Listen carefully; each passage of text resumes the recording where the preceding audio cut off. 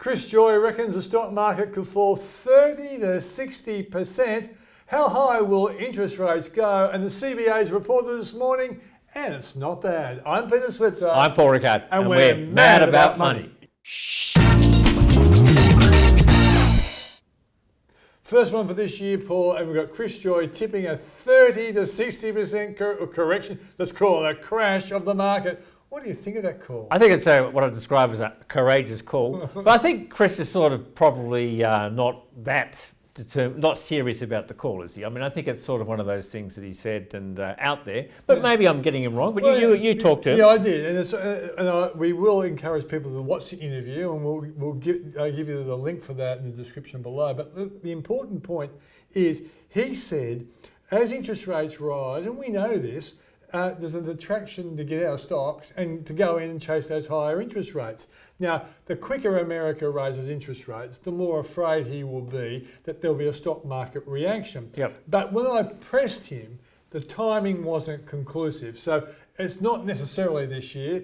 He probably thinks it's more likely 2023. But personally, I've been saying I will get more cautious in 23 and be more worried about 2024. Paul? I think you're right, Peter. I mean, there are people tipping 7 interest rate increases in the US this year. That would take their cash rate from effectively 0.25% up to 2%. Let's say they get the 7. Yeah. And then another 1% the year after. That's Bank of America back to a more neutral rate of 3%. Yeah. But look, I reckon we're a long way from that, Pete. And we've got to see the data. But, you know, I don't think the central banks want to kill the economy either. So no. I think you take this as a basis that sure, rates are going up. Bond rates are telling us that.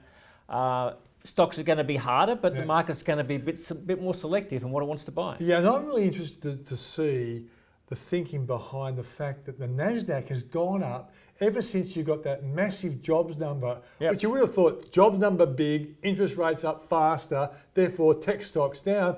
They've bought tech stocks, and my thinking is either they don't trust the data that's exaggerated, or they believe that the calibre of the growth is going to be so great, it offsets the negativity of rising interest rates. Yeah, and the really positive part in the overnight action, Peter, was the movement in the Russell index, the smaller cap index, that rose quite strongly. And that means it's across the board sort of market movement. Yeah. Now, sure, you could say we're recovering, but I think the key thing about the US and the Australian market is they haven't broken their long-term trends, right? Yeah. And there's no reason yet not to call this but still a small correction. Yeah. And despite the Chris Joyes and others who want to preach doom and gloom out there, you know, you got to look at this as a buying opportunity, right?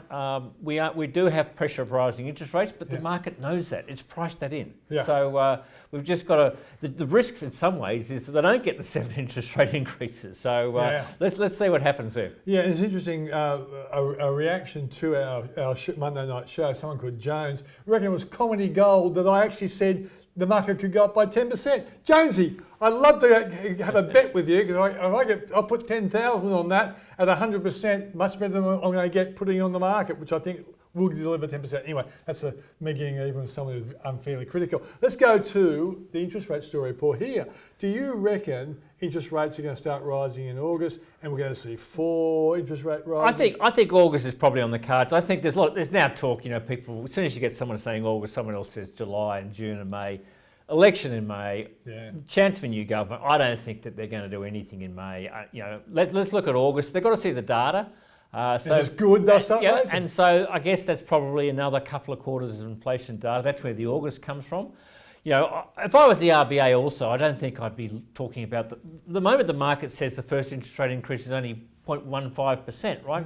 I'd almost go the whole hog to the 0.5%, right? Yeah. And make it a serious increase. But look, I mean, I think we could see an interest rate increase or 2 this year. But again, you know, it's a big comeback from the Reserve Bank given what they're saying. Yeah. And 2024 was their old 2024, they just told us that. They were still saying that in October last year. Yeah. Only 4 months ago, they were saying 2024.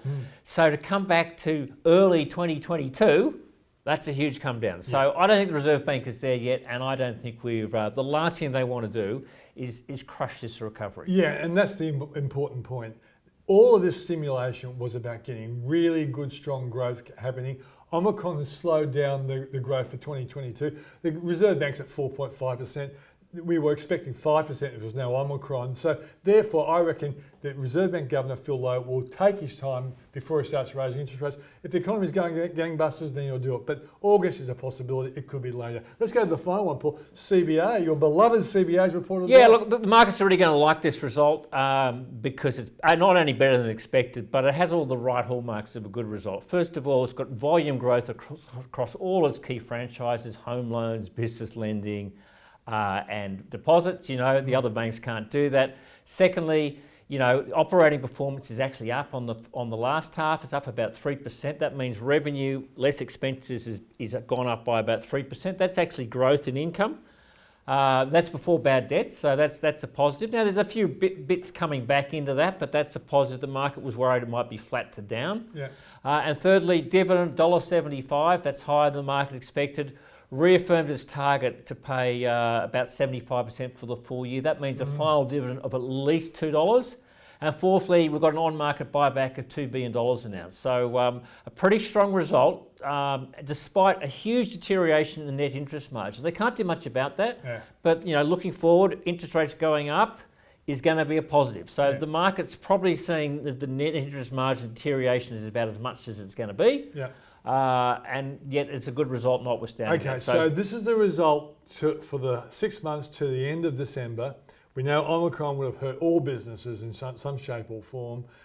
What's the outlook statement like? Look, they don't put out much of an outlook, but they have actually given a bit of guidance around what happens in a higher interest rate environment and what that means.